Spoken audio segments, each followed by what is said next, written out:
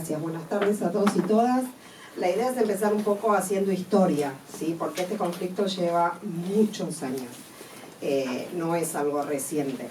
Entonces, para comenzar, me comentaron los chicos de la agrupación que les pasaron un PowerPoint, así que la idea es como si lo quieren seguir, porque ahí hay mapas y bueno, en función, digamos, para que sea más ameno y más fácil, digamos, entender. Si alguien no lo tiene, por favor, levante la mano. Ah, sí, eso, que no lo tiene. Hay varios que no lo tienen.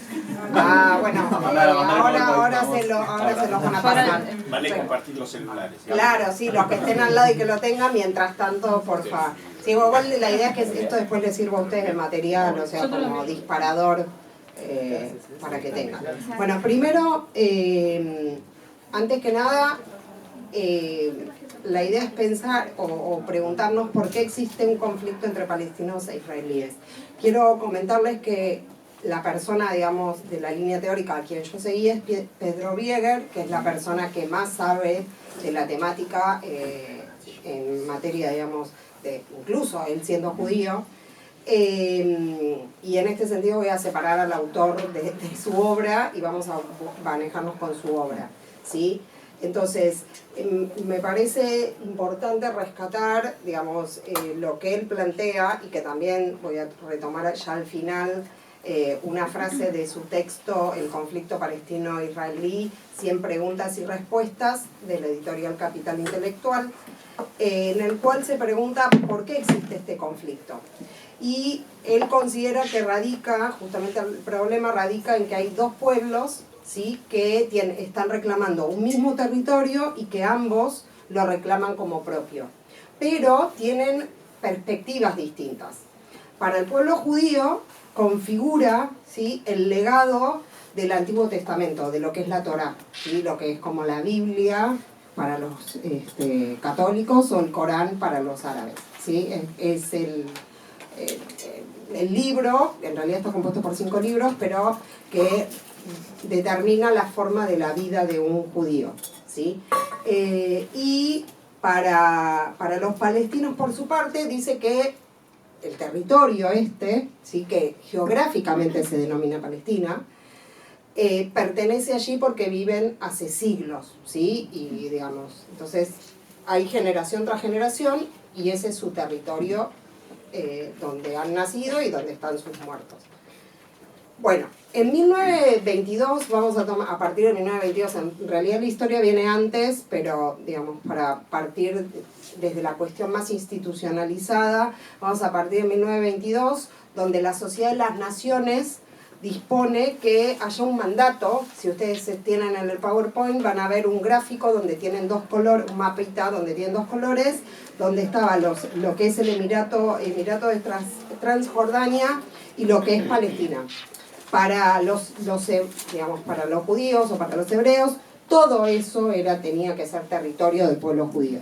Ahora, para los palestinos era justamente la parte amarilla, y el Emirato de Transjordania es parte de del pueblo árabe, ¿sí?, más ampliado.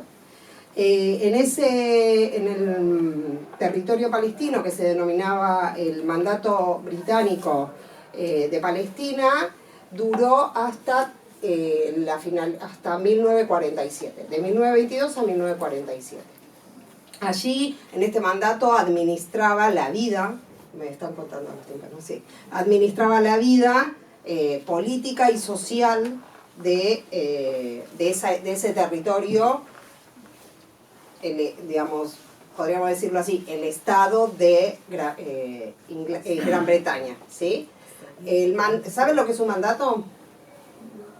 Políticamente, el mandato es, bueno, por eso, la Sociedad de las Naciones era una organización antecesora de la ONU, ¿sí?, la anterior.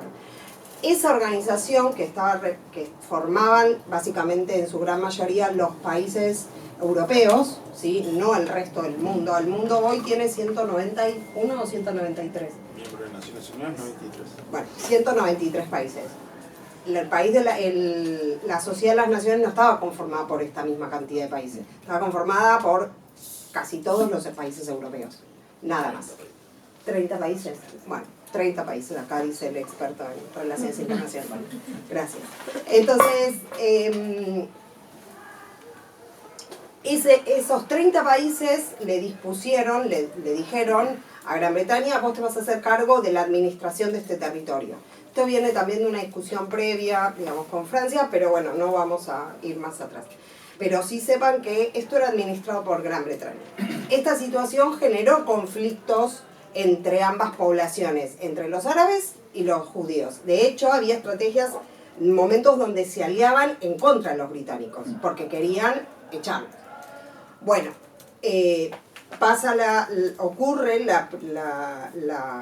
proceso de la Segunda Guerra Mundial, se produce la Segunda Guerra Mundial, pero previo, antes de finalizar la Segunda Guerra Mundial, en 1947, la Asamblea General de Naciones Unidas, que ya estaba dando sus inicios, digamos, antes de la finalización, bueno, sí, la Segunda Guerra terminó en el 45.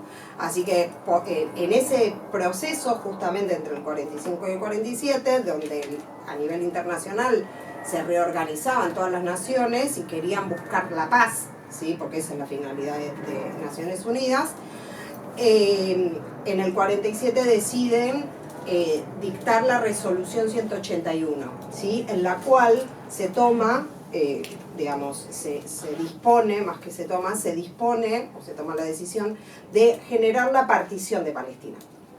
Pero esa partición no era el 50 y 50 del territorio de Israel, ¿sí? Piensen que Israel es así como si fuera tipo romboide, ¿sí? Igual lo van a ver ahí en el...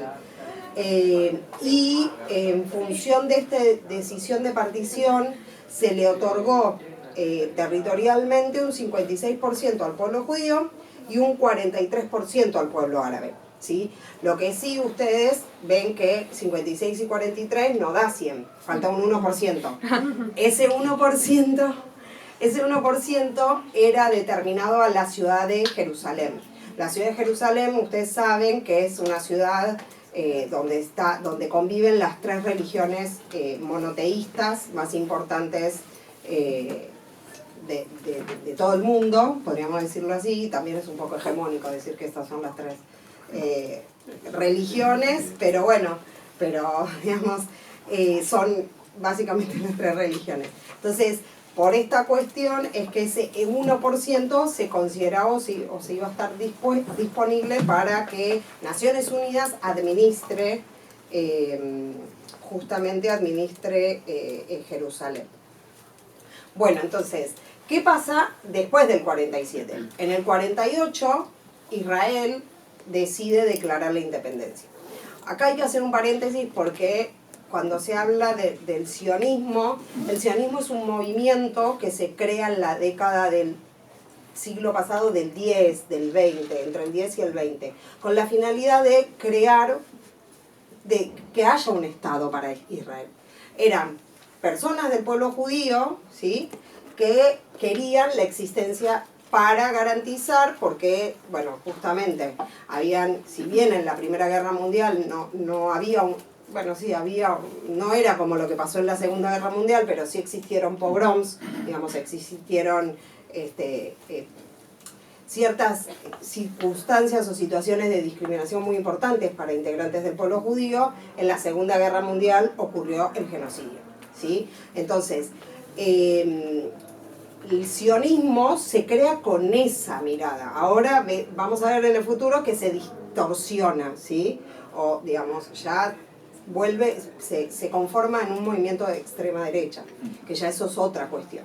Entonces, volviendo al 48, Israel declara la independencia. El 14 de mayo decide declarar la independencia. Y el 15 de mayo del 48, los palestinos, en realidad no los palestinos, los árabes, rechazaron esta declaración de guerra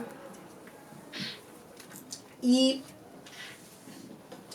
comenzaron porque hay una parte que acá me olvidé de mencionar, y es que cuando se hizo el plan de partición en el año 47, tenía que conformarse una comisión de fronteras para poder dividir justamente lo que iba a ser el Estado israelí, el Estado de Israel y el Estado palestino, ¿sí? O el Estado árabe, ¿sí? Porque antes se hablaba no de Israel y árabe, y no palestino, sino que se hablaba de un Estado judío y un Estado árabe, exactamente. Entonces, estoy ya en el horno con el árabe. Entonces, habiendo aclarado esto del tema de las fronteras, quiero mencionar que los palestinos obviamente, digamos, se opusieron a esta comisión y se opusieron al plan de participación específicamente porque consideraban que era una estrategia del movimiento sionista que venía desde el año 1910 o 1900 en adelante, para justamente apropiarse de los territorios, ¿no? Bueno, entonces del 48, el 15 de mayo, se declara esta guerra hasta el año 49, hasta agosto del 49. Y ahí hubo una situación donde Egipto, Jordania, Siria y Líbano se hacen... ¿Este es tuyo? Sí. Se hacen cargo de lo que es, luego de un armisticio, se hacen cargo de lo que quedaría del lado del territorio para el Estado árabe, ¿sí? Bueno, esto ya está. Bueno, en el año 56 se produce la crisis del Canal de Suez, donde justamente el Estado de Israel, con esta guerra, avanza sobre los territorios que ya se habían partido en este proceso de partición, valga la redundancia, y avanza sobre el total de la península del Sinai y también avanza sobre el Alto del Golán, hacia el norte y hacia el sur. En el año, digamos, voy rápido para poder no acaparar el tiempo de mis compañeros. En el año 67 se produce la Guerra de los 6 días, donde en esta guerra Israel, justamente como les dije antes, avanza todavía aún más la totalidad, digamos, de Gaza, Cisjordania y la península de Sinai. Y también avanza sobre, ¿se acuerdan que yo les había contado hace un ratito que la ciudad de Jerusalén había sido dividida en dos y estaba en administración de las Naciones Unidas? Bueno, Naciones Unidas en el año 48 entrega a ambos estados, cuando tenían que armar la comisión esta de fronteras, entrega a ambos estados la división también. La ciudad de Jerusalén estaba dividida en dos partes, ¿sí? Una parte oeste y una parte este. La parte este pertenecía a Jordania, la parte oeste pertenecía al Estado de Israel. Bueno, cuando justamente se produce en el 67 la guerra, digamos, de los 6 días, Israel también avanza sobre la ciudad de Jerusalén, la parte que estaba sobre Jordania. Entonces hay un avance del Estado de Israel sobre territorios que ya en la partición eran, o sea, se había acordado de alguna manera que esto pertenecía al territorio del Estado, lo que tendría que ser Estado árabe o Estado palestino. En el 73 se produce la guerra de Yom Kippur, donde Egipto pretende justamente recuperar la península de Sinai y Siria reclama los altos del Golán, pero Israel conserva las posesiones que había conseguido en el 67. La guerra de los 6 días es muy importante, sobre todo para el análisis de lo que voy a contar después, porque, y ahí podemos avanzar con la relatoría justamente, porque en el año 93 se crea la relatoría especial de territorio palestino, de los territorios palestinos ocupados. Van a ver en el PowerPoint que yo les pasé que en el año 67 el Consejo de Seguridad de Naciones Unidas, ustedes ahora ya saben que el territorio, y se crea el Estado de Israel y este otro Estado y el Estado palestino, debería ser palestino, y es el Estado árabe que determina Naciones Unidas, se crea en una oficina, ¿sí? Eso lo resuelven en una oficina. Entonces, y Naciones Unidas forma, digamos, parte de este conflicto porque justamente es quien determina en esas oficinas cómo se va a dividir este territorio. Entonces, en el año 67, el Consejo de Seguridad de Naciones Unidas determina que Israel había ocupado de manera ilegal, o más que de manera ilegal es por la fuerza, digamos, pero sí, de manera ilegal, porque fue por la guerra de los 6 días, había ocupado los territorios. Y a partir de ahí se determina que los territorios son ocupados, ¿sí? Pero se determina jurídicamente con una resolución, y esto es importante para explicar lo que está pasando, ¿sí? Entonces, el alto comisionado, ustedes saben lo que es el alto comisionado porque es una... No, bueno. Naciones Unidas, sí, obviamente es un organismo internacional. Bueno, Naciones Unidas es gigante, tiene una burocracia muy grande, tiene una creación donde tiene distintos funcionamientos, y uno de ellos es la Secretaría General. La Secretaría General crea lo que es el Alto Comisionado para los Derechos Humanos.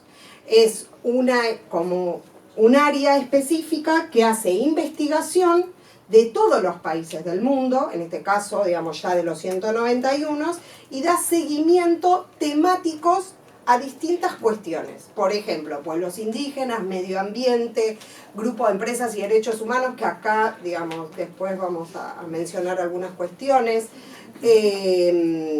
no sé, desaparición forzada, todas las temáticas de derechos humanos que a ustedes se les ocurra, pero son temáticas, excepto la del relator especial al territorio palestino ocupado.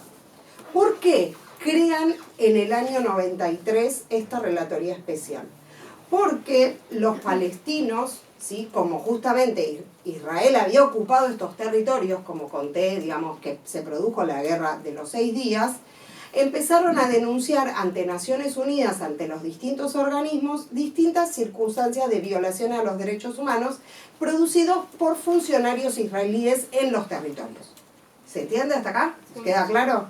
Bien, entonces, a partir de ahí es que se crea este mandato en el año 93, donde su misión justamente, o el mandato, valga la redundancia, es justamente coordinar, digamos, investigar y informar al Comité de Derechos Humanos, hoy en su momento la Comisión de Derechos Humanos de Naciones Unidas, la situación de los territorios ocupados, ¿sí?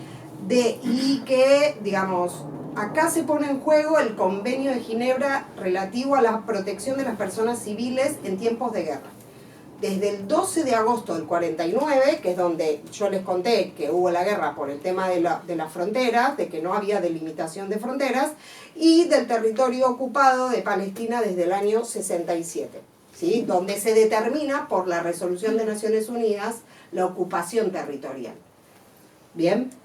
Bueno, entonces, y su obligación es informar y dar recomendaciones para que no se produzcan violaciones a los derechos humanos. Bueno, entonces, en el año, a partir, como les comentaba, desde el 68 hasta el 90 se recibieron denuncias por parte de ciudadanos civiles palestinos. Entonces, en el 93, Naciones Unidas decide, a través de la Comisión de Derechos Humanos, crear esta relatoría especial que hace estas investigaciones. Y el objetivo es examinar justamente el comportamiento del Estado de Israel.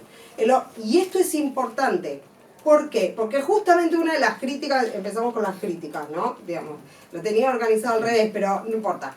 Una de las críticas que le hace el Estado de Israel a esta relatoría especialmente, es que ponen el foco en función de su ejercicio, digamos, de dominio que tiene el Estado de Israel sobre estos territorios, y no sobre las autoridades palestinas.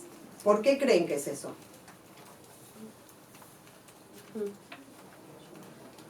¿Puedes repetir la pregunta? Sí.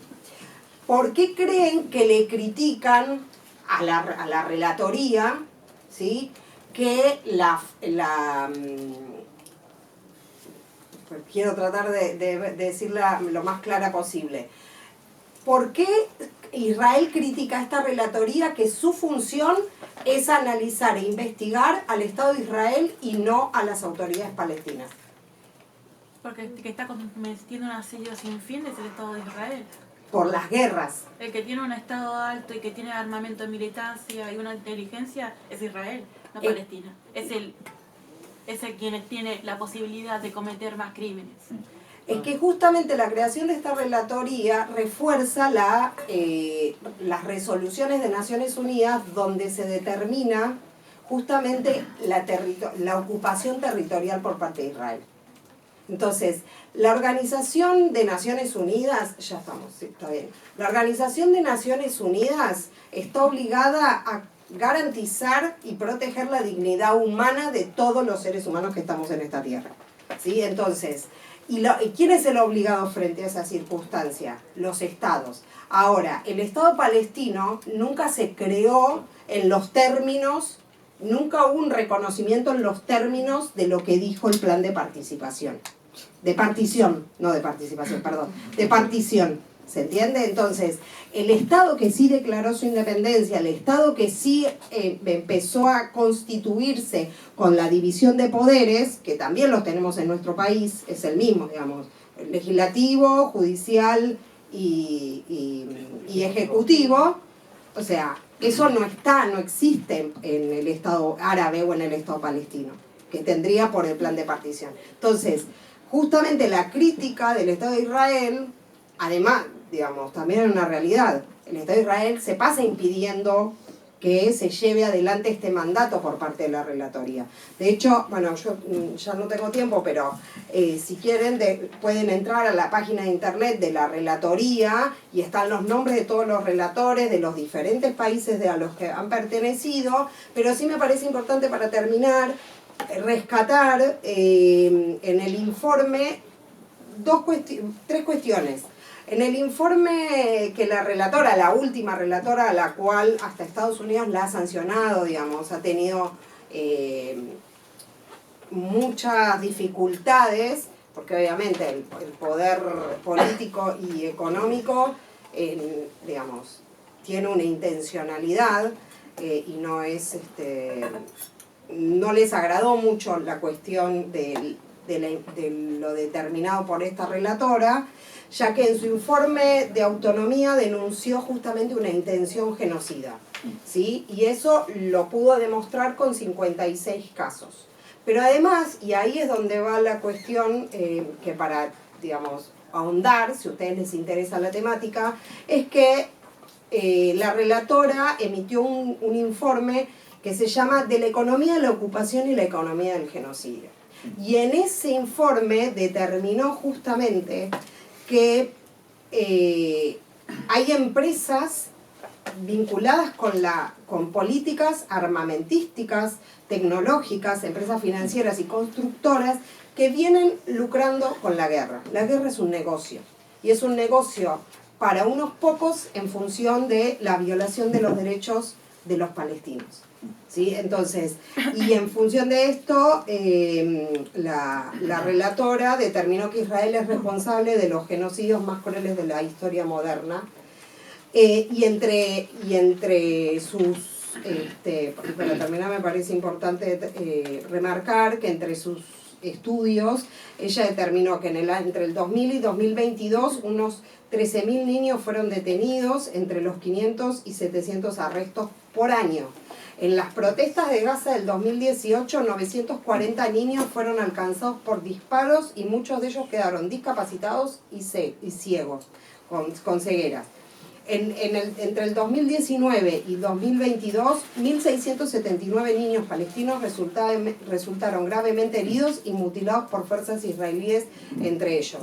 Bueno, la situación de la niñez en Palestina es un horror impresionante. Y para cerrar es que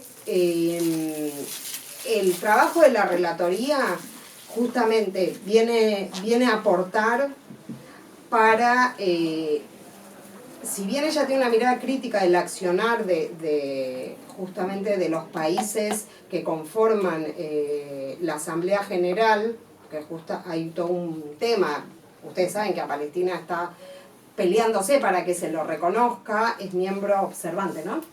Observador, perdón. Es miembro observador, pero no es parte, no plena, o sea, no vota como un país, como lo es Argentina, o como lo es Chile, o como Brasil.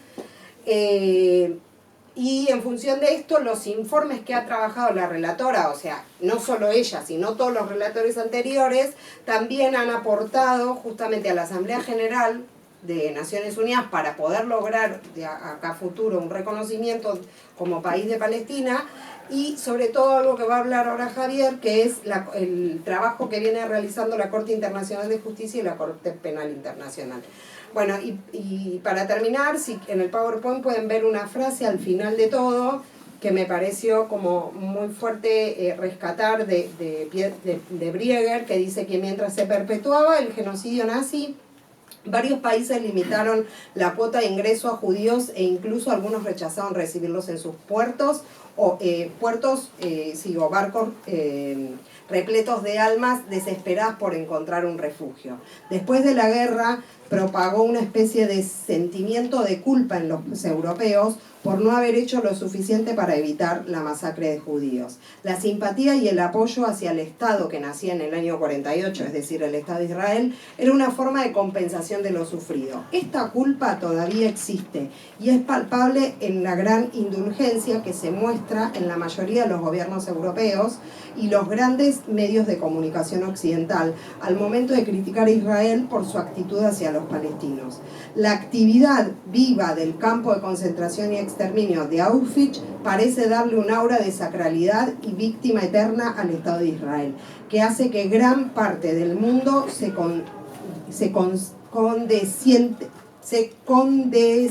condescendiente con sus acciones frente al genocidio palestino. Y frente a esto no nos podemos quedar callados. Muchas gracias.